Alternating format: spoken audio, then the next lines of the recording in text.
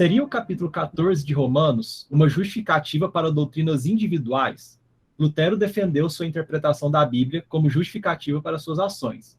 Como filtrar o que é cultura e o que é teologia na prática da igreja? Começa você, Pedro, e eu contribuo no final. Boa. Eu acho que a gente sempre vai lidar com a dificuldade de fazer teologia com os instrumentos culturais que a gente tem. Teologia nunca vai ser feita, a doutrina, né, ela nunca vai ser construída aculturalmente, ela é produto cultural, vai ser feita num idioma, numa época, com os limites e as possibilidades daquela cultura. É claro que o apóstolo Paulo, ele, por um lado, ele também estava limitado à sua cultura, ao seu idioma, etc., mas ele também tinha outras possibilidades, né? Ele era inspirado pelo Espírito Santo, ele não era só iluminado como outros cristãos, ele tinha a possibilidade de inspiração, então não tinha erro na palavra de Deus, que a assimilação ele tinha viva da verdade, mas a gente não. Então, toda a nossa construção sempre vai ser mediada pela cultura. O que isso significa? Significa que ela vai ser sempre fragmentada, imperfeita e subjetiva. Agora, isso não significa que a gente cai num mar de subjetivismo, relativismo ou coisas do gênero. A dimensão da subjetividade é uma dimensão legítima. Deus nos criou, assim, com subjetividade. A avaliação subjetiva de um indivíduo faz parte da sua metodologia, inclusive teológica. Isso também é uma das coisas que eu gosto muito do John Frame, quando ele coloca lá que a subjetividade de um teólogo, por exemplo, quando ele é honesto na formulação do seu problema, as suas virtudes intelectuais ou os seus vícios intelectuais, isso tudo modela que tipo de teologia ele faz. Se ela é mais ou menos, se ela glorifica mais ou menos a Deus. Contudo, ainda é limitada também culturalmente. Por outro lado, vai ser, como a gente falou, o contato com outras culturas que vai nos ajudar a perceber os nossos limites culturais, os nossos limites subjetivos. Num dos livros que a gente leu esse ano, de Cosmovisão, que inclusive é uma das forças distintivas desse livro, que é o Visão Transformadora, em contraste com outros livros de Cosmovisão, ele faz uma distinção lá sobre eles são canadenses, né? Então, assim, dos asiáticos que vivem lá no Canadá, dos indígenas, né? Dos nativos e dos canadenses de origem europeia. E como que, quando cada um deles encontra com Cristo, eles têm visões muito diferentes. Os nativos, os indígenas, obviamente, têm uma visão muito mais rica da criação.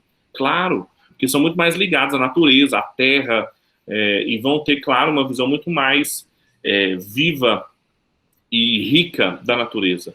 Os asiáticos têm uma visão totalmente diferente da família do que os canadenses de descendência europeia, que são muito mais individualistas, são muito mais moldados pelo liberalismo cultural em que eles vivem, muito mais individualistas, então a família ela tende a se esfacelar mais rápido do que a honra e a tradição tem nas comunidades asiáticas. Então vejam, todos são cristãos, mas ênfases diferentes por causa da cultura e das assimilações subjetivas fazem com que as construções doutrinárias deles tenham também ênfases distintas, que quando são confrontadas, elas se completam e se corrigem. Agora, novamente, a gente tem que ter claro sempre um quadro avaliativo. Como é que a gente está sabendo que elas estão se corrigindo e estão se completando? Ou a gente cai no mar de subjetivismo? Como é que a gente não está só julgando um ao outro? É a revelação bíblica que nos dá essa certeza. E é por isso que quando o inquisitor do Lutero perguntou para ele assim, você apelando para a sua subjetividade, você não estará jogando todos nós num mar de relativismo? E o Lutero não estava só apelando para a subjetividade dele.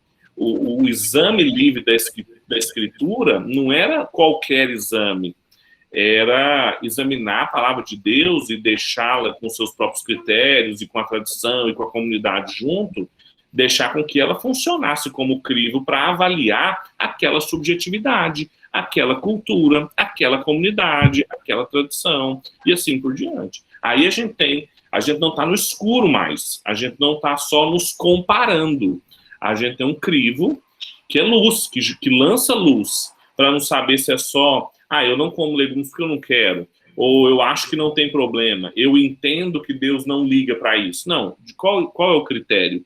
E como é que você está aplicando esse critério normativo à situação concreta e à sua subjetividade específica? E aí, novamente, um raciocínio de tipo triperspectivista, né? Eu sempre penso a partir disso para lidar com essas questões. Eu e a Cris tínhamos conversado sobre isso, que ela fez tutoria comigo esse mês, não fez com o Fred, mas não sei se também esclareceu um pouco mais, e não sei também o que a Carol pensa a respeito disso. Não, concordo. Gostei muito. E até frisando o que Lutero fala, né? Ele fala, minha consciência é cativa à palavra de Deus. Então tem essa questão da consciência, mas a ênfase maior também é na palavra de Deus, né? Ela é cativa à palavra de Deus. Então, as escrituras como a sola escritura, né? A regra de fé e prática ali, né? Muito bom. E Romanos 14, se é que eu entendi que você falou, seria, então, das questões culturais, né? Que são variantes, um come, outro não come e tudo mais, mas as escrituras estão ali como regra máxima, né? De correção